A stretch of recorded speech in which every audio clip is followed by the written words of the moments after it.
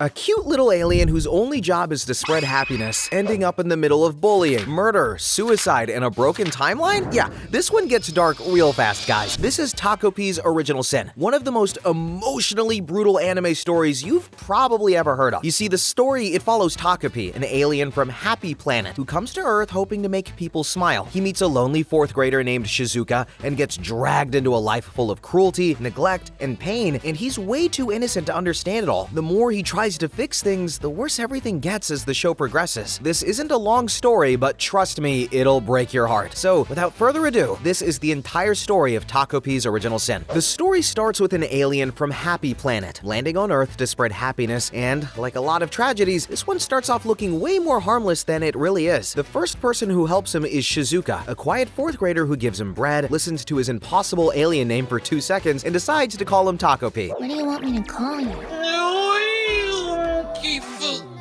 Don't worry, you can call me anything you're able to remember, P. So...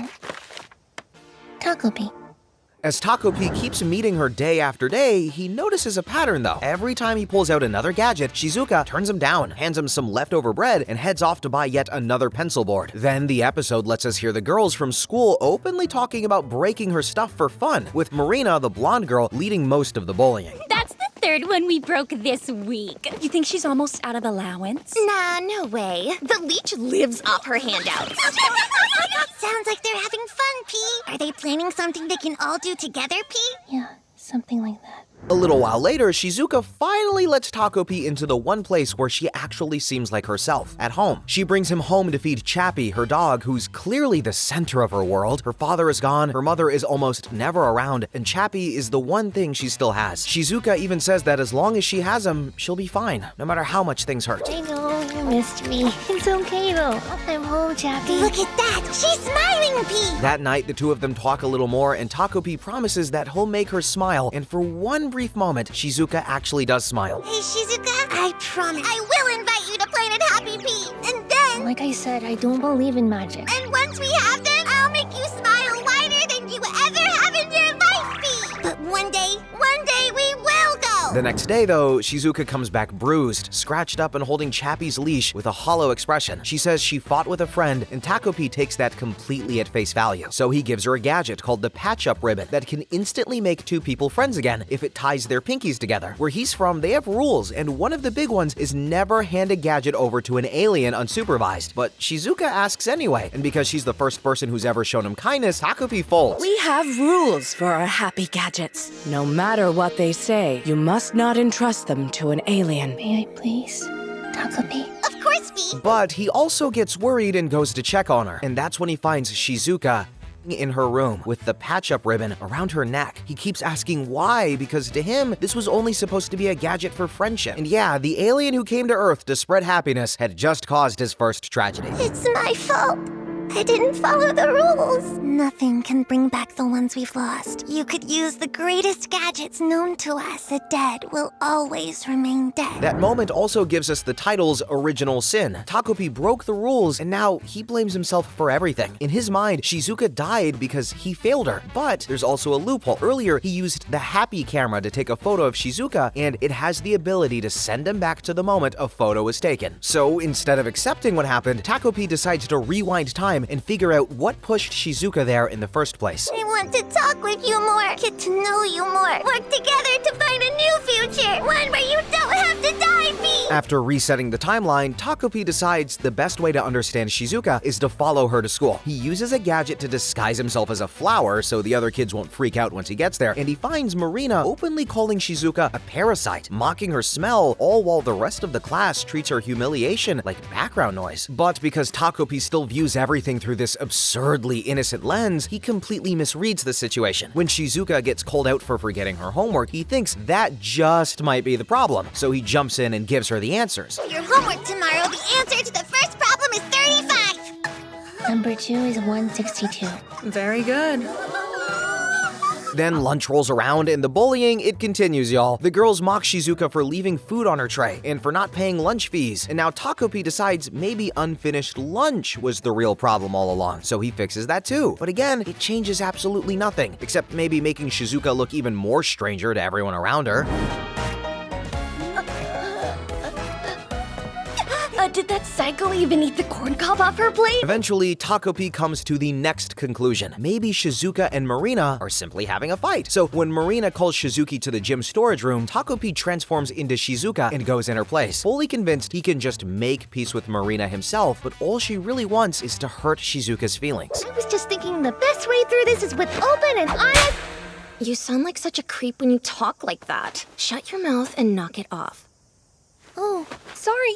And so, Marina beats him without hesitation, mocks the way he talks, tears into Shizuka's family, and eventually reveals the reason why she hates her so much. Her father is involved with Shizuka's mother, and Marina takes out all of that anger on her. As expected, Takopi's attempt at reasoning, it fails spectacularly. Marina ends up even stabbing him in the eye with a pencil. So the daughter of a parasite who feeds off of other women's men is gonna try to give me a moral lecture.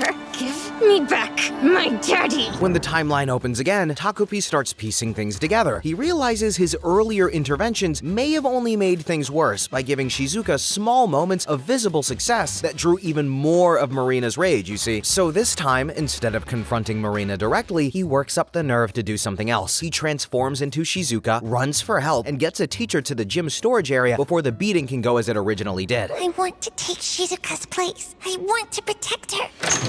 Somebody please! Get a teacher!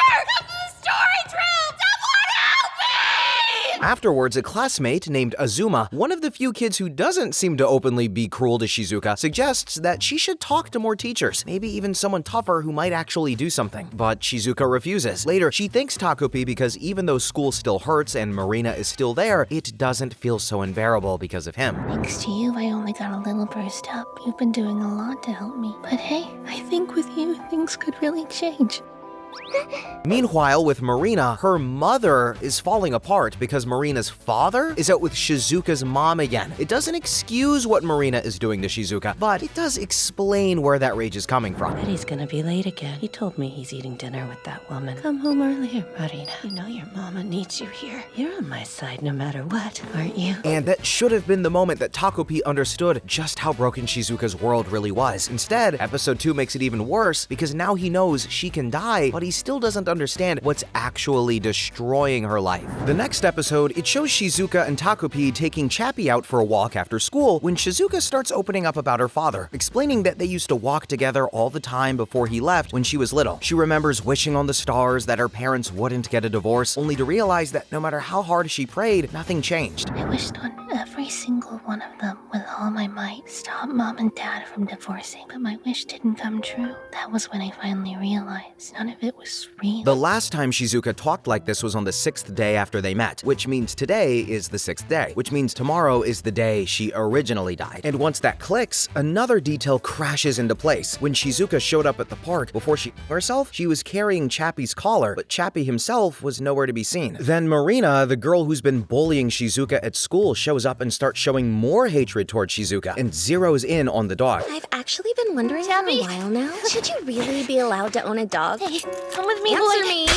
Marina ends up concerning Shizuka and keeps pushing until Chappie snaps and bites her hand, trying to protect her. The second Chappie bites her, she starts screaming for help, calling him a dangerous dog, drawing everyone's attention. Takopi is completely lost. Shizuka is frozen and crying, and before they can do anything, Chappie gets taken away by animal control, which is what Marina had planned all along. And yes, this is where it becomes obvious that Marina came here wanting this to happen.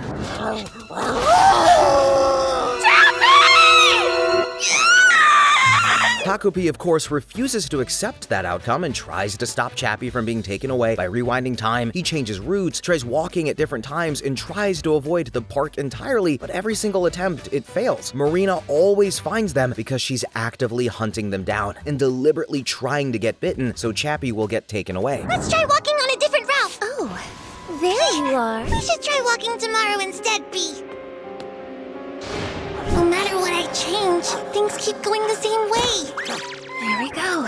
all according to plan. So he makes Shizuka another promise. He tells her he's going to save her, save Chappie, and keep trying no matter how many times he fails. But even in the timelines where he tries to adjust things, Chappie still ends up gone, and Shizuka's mother shuts the whole thing down by telling her that the dog has to go live with her father because he bit someone without offering even the smallest bit of comfort. It was about time. It's just a doggy left for us to deal with. The kid who got bit was named Marina, right? But her dad told me her mom's through the roof. Why did it have to be a client? I'm gonna go apologize, just to save a little face with him. Still though, guys, because he cannot bring himself to stop trying, Takopi comes up with another idea. If he can't fix things directly, maybe he can at least distract Shizuka and make her smile. He offers her bread, promises he will bring Chappie back, and convinces himself that maybe school will help if she gets to see her classmates. Everyone gossips about Marina's injury, accusing her of letting Chappie attack on purpose, and piles on without hesitation. The one exception, though, is Azuma, the only classmate who actually tries to help her and offers help if she needs it. But Shizuka doesn't take it. I'll take you to the nurse if you feel sick. Or if there's anything you need at all, tell me. After that, things go quiet. Marina tells her friends to go on ahead, then approaches Shizuka directly and says she wants to talk about Chappie. Don't you want to talk? It's about Chappie.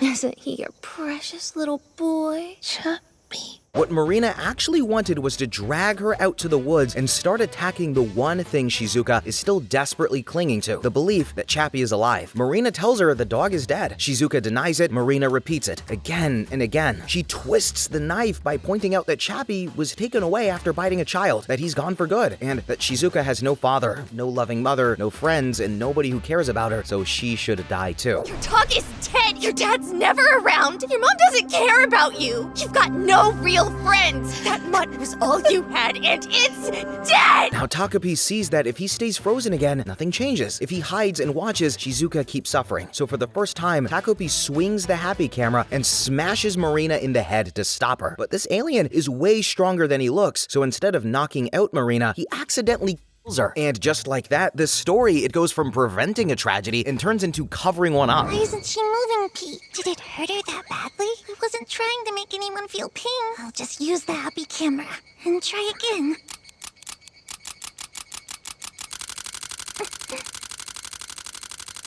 Takopi stares at Marina's body and cannot even begin to understand what just happened. He keeps trying to process it in the most literal way possible. He could have gone back in time and fixed everything, but the camera, it's broken now. And for the first time in the story, Takopi is trapped inside the consequences of what he has done. In trying to keep Shizuka happy, he ends up crossing a line he doesn't even have the emotional framework to comprehend yet. You actually killed her. And then the episode makes the whole thing even more disturbing by cutting to Shizuka's reaction, which is basically the exact opposite. Takopi is horrified, but Shizuka is relieved. She tells him she never believed in magic, but she never stopped wishing Marina would disappear. She just never believed a wish like that could actually come true, and now it has. So in the middle of all of this, Shizuka smiles at him with more joy than we've ever seen from her in the entire series, while Takopi is still spiraling. I did this, didn't I? Takopi, thank you so much! He's too lost to know what to do now. Takopi is too lost to even process what he's just done, but Shizuka thanks him for what he did anyway and notices how she's smiling at him again. All Takopi really wanted was to save Shizuka, but he becomes a part of the same violence, destroying her life. Since the camera is also broken, the timeline cannot be reset, and Takopi has committed his first irreversible sin. This is where it starts. By the end of episode 2, Marina is dead, Takopi has crossed a line he can't undo, and Shizuka is smiling for the worst reason possible. And instead of ending the nightmare, that murder drags Azuma into it too. So right after Marina dies, Shizuka and Takopi aren't even alone for long before Azuma shows up. He followed them because he was worried, but the second he sees Marina's body on the ground, the life just drains out of him. Takopi is confused, Shizuka is weirdly calm, and Azuma is the only one reacting like they're standing over a crime scene, which, to be fair, they absolutely are. Please, this is serious. What is? Wow, you're not kidding. Look, I don't know what you're missing. There had to be some other way. If you had just hurt her. And you were just gonna leave her rotting on the ground here? Don't you realize how dangerous that is? Azuma immediately starts asking the only sane question in the room about how Shizuka would now probably end up in juvie if people found out. So instead of breaking down, she asks Azuma if there's another way, pushes him for ideas, and when he hesitates, she leans on the one thing he clearly cannot resist, the feeling of being needed. She tells him she has no one else, no friends, no mother she can rely on, and somehow that works. Please. You are the last hope I have. Please save me. All right. I will. From there, the three of them start coming up with a plan only children could imagine. Takopi had another happy gadget called Memory Box that can store things in their original state and shrink them down, so they decide to hide Marina's body in that. Then Takopi will use the transformation palette to become Marina and keep going to school and home like nothing happened. For him, that's the point where this starts feeling permanent. Are you sure? Takopi, she doesn't talk like that. Be careful. I'll be careful, P! Not convinced so far. Now, he also has to go to Marina's house pretending to be her. He walks in expecting suspicion, interrogation, maybe some kind of emotional danger, but Marina's parents were so busy screaming at each other that they barely even notice their daughter has become a pink little alien. His father throws something across the room that nearly hits him, her mother keeps firing back, and the whole house is just one long, miserable argument about money, work, resentment, and failure. Takopi takes one look at this non-stop domestic warfare and decides that maybe Marina's parents just talk a lot, which tells you everything you need to know about how badly he still misunderstands human misery. Marina's parents sure talk a lot. I hear when married humans chat this much, it means they're so in love. Then back with Shizuka and Azuma, the immediate next goal is obvious. Get to Tokyo and bring back Chappie. Shizuka wants her dog, Takopi wants to make her smile, and Azuma decides that they need an actual long-term plan. Since they buried Marina's body, leaving town right away would be too risky, so they start planning for summer break. Takopi asks questions like what divorce mediation is. Shizuka keeps the focus on Chappie, and Azuma tries to force order onto the chaos with handwritten strategy notes. Make it happen over summer break. Until then, we'll meet up every day to brainstorm ideas. How's that sound? That's fine.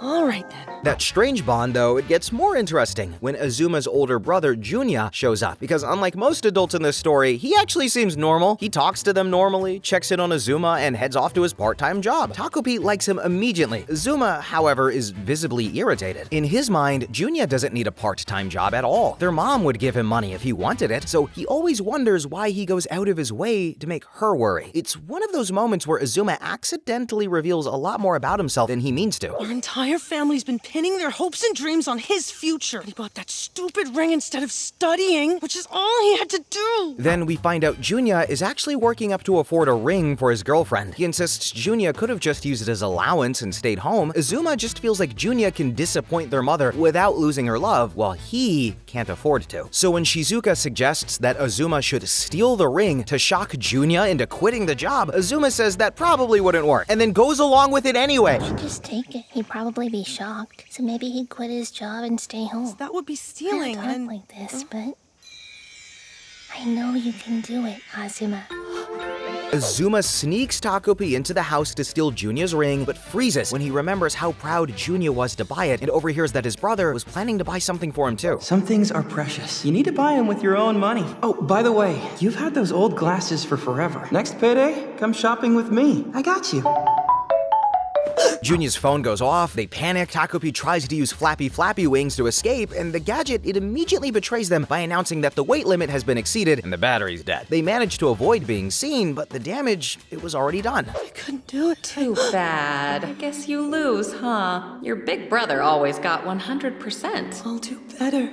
Please. No pancakes for you this time either. Azuma breaks down afterwards and starts thinking about how his mother tied everything to performance, how Junya always outshined him, and how he only feels valuable when someone needs him. I'm begging you, don't give up on me. After that, though, the three of them actually look happy for a few days. They play together, they joke around, and they make travel plans for Tokyo. And Azuma is still the only one seriously thinking about logistics, but even he gets pulled into the fun sometimes. Takopi loves it, though, because Shizuka, she smiles more now, so he starts thinking that maybe things can stay like this forever. Why can't any of your happy gadgets do anything useful? We've a lot more than junk, P.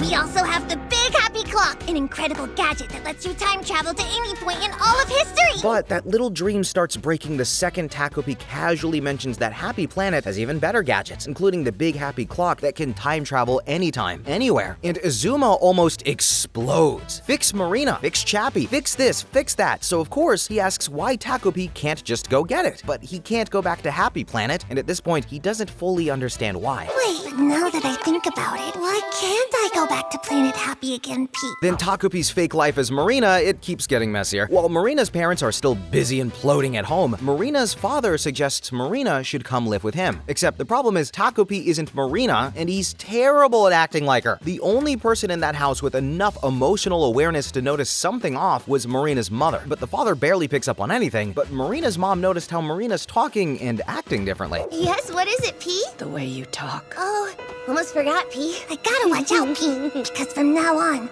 I have to act like Marina. So she grabs Takopi, slaps him around, and demands he/she fixes the way them talk, and then suddenly collapses under the weight of her own denial. By now, she's noticed Marina is different, and that this isn't her daughter. She also doesn't know who or what Takopi is, but she knows Marina is gone, and now the mask is only making that loss more unbearable. Then she breaks completely, crying and begging for Marina back, and suddenly the impersonation stops being the clever plan and starts feeling like something obscene. This is Marina, the girl who tormented Shizuka. I'm sorry. I stole her from you. I need to think, what have I done to them? What could I have done instead? That realization, it hits Takopi hard. He stands in front of the family photos, looks at Marina's face, looks at his own disguise, and finally starts to understand the weight of what he and Shizuka did. Marina did terrible things to Shizuka, but Takopi can't hide behind that anymore now because he's seen her mother begging for a daughter who's never coming back. So for the first time, he apologizes to Marina. And once he reaches that point, he knows he can't just keep drifting along with Shizuka's plan. He has to talk to her. What will I do from here?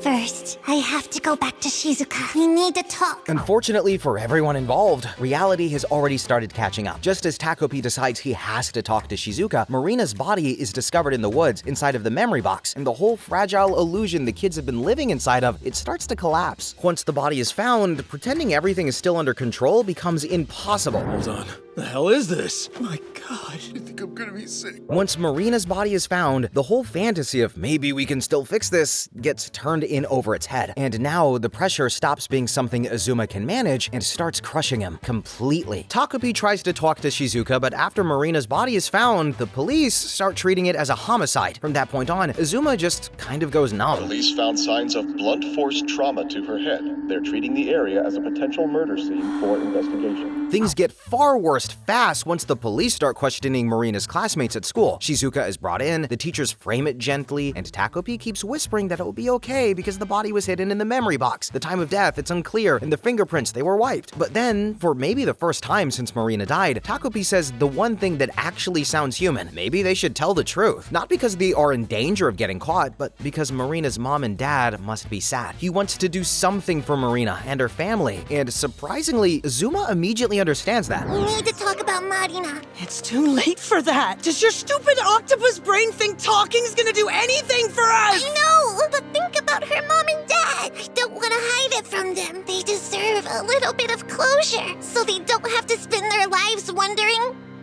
He's right. Unfortunately, that moment lasts about 5 seconds because Shizuka pulls him right back in. Takopi says they should stop hiding it though. Azuma starts leaning that way, and then Shizuma reminds him of Tokyo, of Chappie, and the plan he promised her, bringing him back to the role that has been destroying him since episode 3, being the boy who has to come up with the answer. So he tells himself he can still get this right and get Shizuka to Tokyo. We're still going, aren't we? You're the one who said we could go. You're not gonna let me down, are you?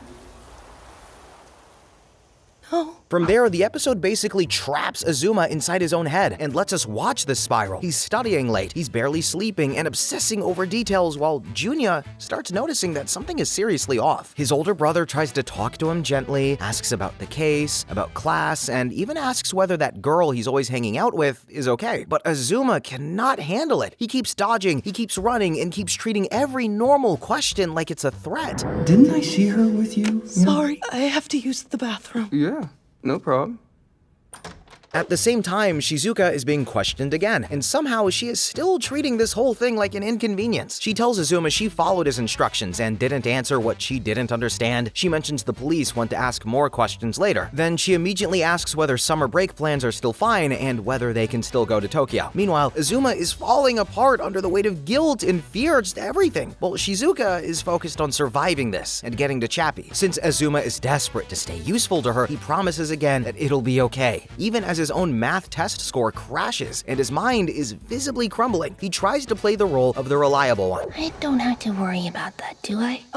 No. Like you're making sure we can go? Of course. And then the episode hits him where it hurts most, the pancakes. Azuma thinks his mother is finally seeing how hard he's been trying, only to realize she's basically given up on him. Go ahead and eat. Just look at you. You don't have what it takes to succeed. And now you've come home with an embarrassingly low test score. So you're free now. If you don't care, then I don't either. After that, Shizuka hits him with the cruelest request yet. She tells him she got another police call for summer break, which interferes with the Tokyo plan, so she needs someone else. Azuma, already emotionally destroyed and still addicted to being necessary, immediately says he'll handle it and vows to help her, no matter what. She's super thankful for him, but then she asks if he can take the blame and turn himself in.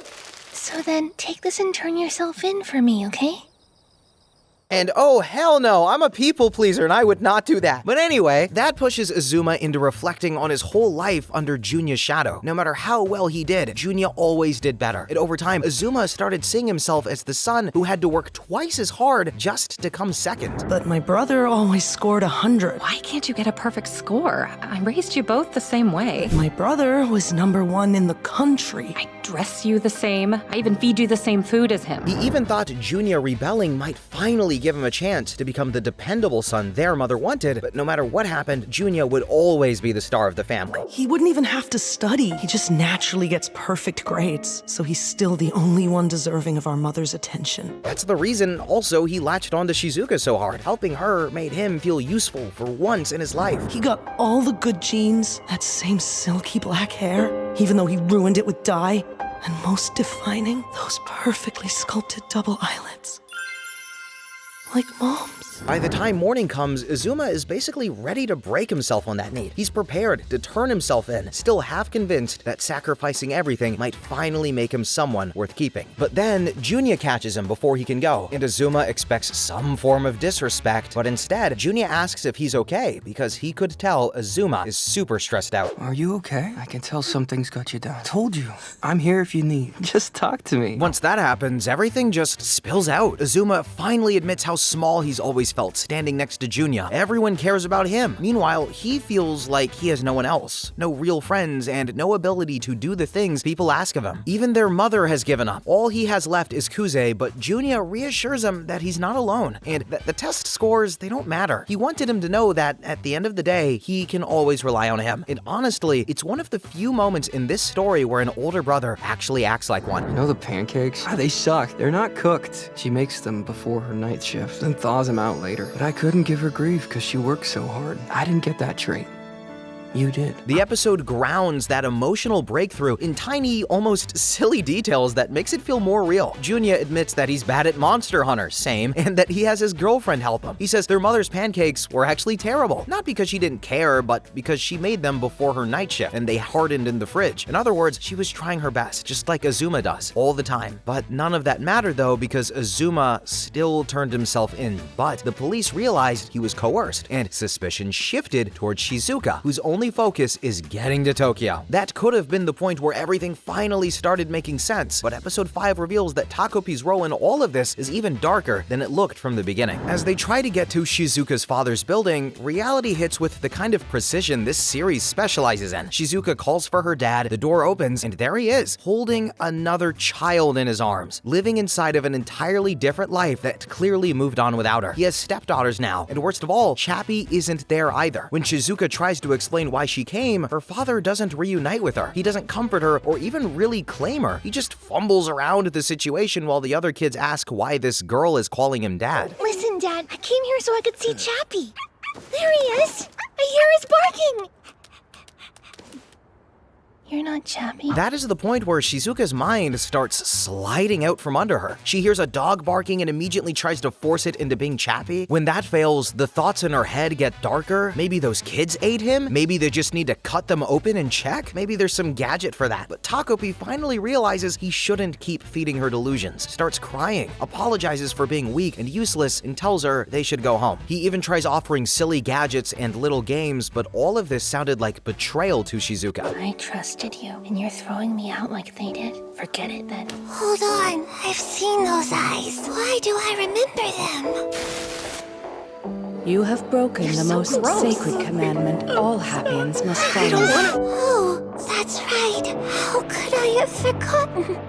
Then suddenly, we jump to 2022, and the first person to find Takopi this time is Marina. She's older now, isolated, scarred, and still rude as hell, but that little twist in the story works really well. Marina, she's gone in the main timeline now, so this is the first time the show forces us to sit with her side of things. People talk about the scar on her face and thinks she looks scary, and somehow she still calls Takopi names and kicks him around, but it's clear she's carrying a lot of damage from her childhood. Welcome home, Marty. Come in. I'm glad you're up. Home life explains the rest pretty quickly. Marina's mother is still a wreck, only now she feels even more volatile and dangerous than ever before. She's drinking, rambling, blaming Marina for everything, and swinging between self-pity and aggression so fast that the whole house feels unsafe. We even learn that the scar everyone keeps staring at came from a glass cup her mother threw at her when she was younger. You think this is all because of me? Is that it? I didn't do a good job raising you, so it's all my fault. Takopi, being Takopi, immediately misreads the whole situation in the most alien way possible. He sees Marina being rough and decides she must be imitating her mother because that's how humans practice becoming parents. Because from Takopi's perspective, Marina still looks fixable. Maybe she just needs help becoming a happy mother one day. So in Takopi's mind, the obvious next step is to help her find someone she can love. I think you'll be a great mother someday, Marina P. So now I'll do what I can to help you become a mother P. Huh? We need to find you a Papa P. We're gonna find one together!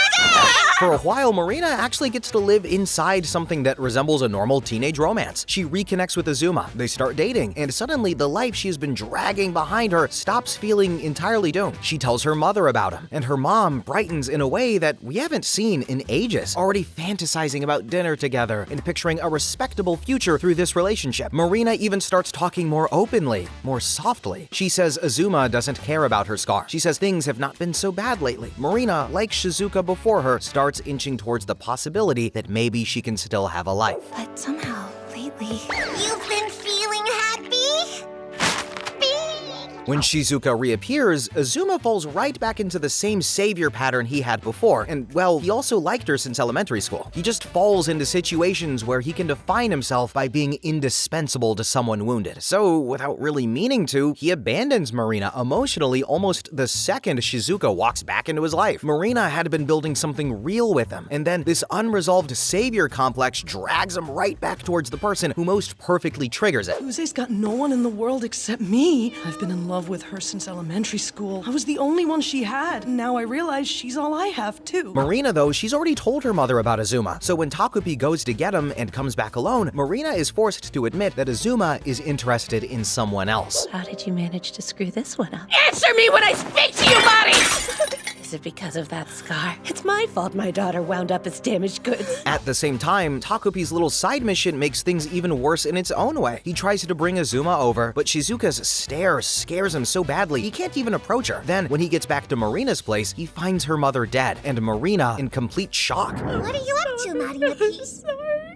I'm so sorry. That's the moment the missing piece in Takopi's memory finally starts making sense. He decides the answer is obvious. Go back to 4th grade and kill Shizuka Kuze. That's the solution. He even has the tool for it, the big happy clock, which can travel through time properly. Suddenly, everything clicks into place. He rushes back to Happy Planet to get it, and the show reveals that the reason he could never return wasn't random at all. He had already committed a sin serious enough to be banished and reborn. So, Mama, my mission is to go back there using the big happy clock and kill Shizuka Kuze P. Takopi's mother stops him and tells him exactly what his punishment is. He came to Earth alone and broke the most important rule of happiness. He can no longer return. So she will erase his memories and send him back to a blank, happy state. But even as his memories start getting wiped, Takopi refuses to give up on the need to make Marina happy. So he grabs the big happy clock and jumps anyway, dragging his fading mind back through time while his own identity is being erased in real time. What do you think you're doing? Mama, you don't get it, P. I'm going. She needs me, P. But your memory is already starting to... And so, that brings us all the way back to the beginning, but now we understand it differently. Takopi lands on Earth with fragments of intent still rattling around in his head, but then those thoughts start colliding with reality. He remembers that Marina also did terrible things. He remembers that he Marina. He remembers the bread Shizuka gave him the very first time they met, and suddenly, the whole revenge mission falls apart on contact with actual memory and actual emotion. He's already part of the cycle of violence. By the time Azuma finds him at the park, Takopi no longer knows whether he came to save Shizuka, or just repeat the same tragedy all over again. Hey! Didn't expect to see the stupid octopus. Why are you here? By the end of episode 5, everything loops back to the beginning. Takopi finally remembers why he came to Earth, and the story comes down to one final question. Can any of this even be fixed? Alright guys, so in the final episode, Takopi tries to explain everything to Azuma, and starts crying and begging him not to leave. He doesn't want to lose one of the few people who made him happy. He asks if Azuma didn't have fun playing with him. He asks if this means he's a bad kid, and then, because Takopi is still trying to understand humans, he blurts out, why does he still want Shizuka to smile if she's supposed to be a bad person, especially since she hurt him and made Marina sad? But then again, she also gave him bread and they had fun together. How can someone be good and bad at the same time? I don't understand, Pete. Shizuka's a bad girl and she hurt a lot of people. I just don't get it, Pete. And then Azuma gives the answer nobody else in this story ever could. Shizuka is not all good. Marina was never all evil. Azuma himself is a mess, and Takopi is an idiot too. But even so, what the three of them had was real. For the first time in his life, Azuma actually enjoyed going to school. He enjoyed having people around him, and when he thanks Takopi while returning the happy gadgets, it lands so hard because Takopi's sincerity really was a gift. Azuma never thought much of himself, but Takopi always praised him honestly, and because Takopi is too simple to fake that kind of thing, Azuma believed him. Please, before you leave, there's something else I want to know. Your eyes have changed. Like those things around your eyes, Pete. Does it always happen like that? Before he leaves, Takopi notices Azuma's glasses are different. Azuma explains that how Junya bought them for him with his last paycheck before getting fired, and now his brother might not even be able to go to college. Then Azuma remembers Takopi mentioning time travel, and he leaves him with one final message for his younger self. If he ever gets the chance, tell him it's okay to fight with his big brother. This showed just how much Azuma has changed. He finally understands that love doesn't disappear the second things get messy. Then he says goodbye, and Takopi is alone all again. Bye-bye, Azuma. After that, Takopi waits for weeks. News coverage rolls on, the case keeps moving, and time just drags. Then, Shizuka finally shows up. Takopi runs to her because he knows this is probably his last chance to say what he should have said a long time ago. But Shizuka is done holding things in. She's exhausted, furious, and is still clinging to Chappie because that's the only thing her mind can hold on to without collapsing. Takopi tells her that hurting other people will only make things worse. He says he's sad too and tries to reach her, but this time, Shizuka doesn't stay quiet. I know how much you've been going through, and you've done it all by yourself, Pete. But Shizuka... And then Shizuka finally breaks down. She starts unloading every impossible problem she's had to face alone. From her dad treating her like a stranger, to not having anyone she can call on when something goes wrong. Who was I supposed to ask for help with these things? Or have you forgotten there's no one who cares if I'm alive or dead? And Takopi can't answer her. For once, he doesn't pretend he can fix it with a gadget or a promise. He just tells the truth. He doesn't know. It's too hard for him to understand. But then, for the first time in the entire story, he apologizes for never understanding her, for not listening properly, and for not seeing how alone she really was. Sorry I wasn't really listening to what you were telling me. Sorry that I never understood what you needed to hear. I'm sorry for leaving you by yourself. And that's what finally breaks the wall between them. None of this brings Shizuka's dad back. Her mom will not love her again. Chappie isn't coming back. It's over. But for the first time, Shizuka doesn't have to swallow all of that pain in silence. She just cries, and Takopi stays with her. After everything this series puts them through, that simple moment hits harder than any death scene. The two of them spend time together after that, and there's something quietly beautiful about it. Takopi says he's happy to be with her, like this, always. Then, back at the park, Takopi finally reveals the happy camera again. It's broken, but he's remembered one last thing. If he sacrifices his own happy power, he can make it work one more time. There's one last thing I can do to help you out. This is my happy power. If I give it up forever, the camera will function one more time. Go! Stay with me! No! Shizuka realizes what he's about to do just a second too late. She begs him to stop, because now the thought of losing Takopi hurts too. But Takopi has already made his choice. He spent the whole story trying to make her smile, and now he's finally doing the one thing that might really give her a chance. So he thanked her for playing with him, being his friend, and giving him bread that first day. This time, Takopi fully understands what he's giving up. Our time together's been the happiest of my life, P. But He can't stay like this forever. And then he disappears, and Shizuka is sent back as the story rewinds to 2016, back to how it used to be before Takopi did anything at all. For the first time in the whole show, Takopi actually succeeds in helping her, but only by erasing himself from it. What? Why am I here? Azuma, for example, casually mentions having a fight with his brother over video games. Here, he just says it. And because he says it, the other kids respond normally. They talk about their gaming console and wanting to play together. Azuma isn't trapped in total isolation anymore. You actually have a PS4 at your house? Well, he does. Awesome! Can I come over to play it? Sure. Marina, she's still Marina, and Shizuka is still Shizuka. But a weird little Takopi drawing in the notebook becomes the tiny bridge between them because it somehow feels familiar. What's that thing? I don't know. It's just a doodle I drew randomly. It looks disgusting, like a little turd ball. It seems friendly. Yeah, true. And you can't get it to shut up, and it would never leave you. And instead of saving you, it just talks because Everybody gets happier after talking things out, P. Then Takopi's voice carries the ending the rest of the way. He admits there were so many things he couldn't do for them, like bringing back the family that walked away or making absent parents suddenly become safe, loving people. But even so, he hopes all of them will grow up into happy adults. There are so many things I can't do, but my wish for you and you and you, and for all of you who feel alone, I hope you grow into happy adults together. Then, in the present, Shizuka and Marina end up shopping together and having fun, which proves Takopi's final wish came true. And that was the entire story of Takopi's Original Sin. What starts off looking like a strange anime about a happy alien turns into one of the darkest and most heartbreaking stories out there. But that's also what makes it so good. Under all that violence and tragedy, it's still very much a story about pain and how much it matters when someone truly understands what you're going through. What was your favorite part of the story? Let us know in the comments below, and until next time, thanks for watching and have a good one. Bye-bye!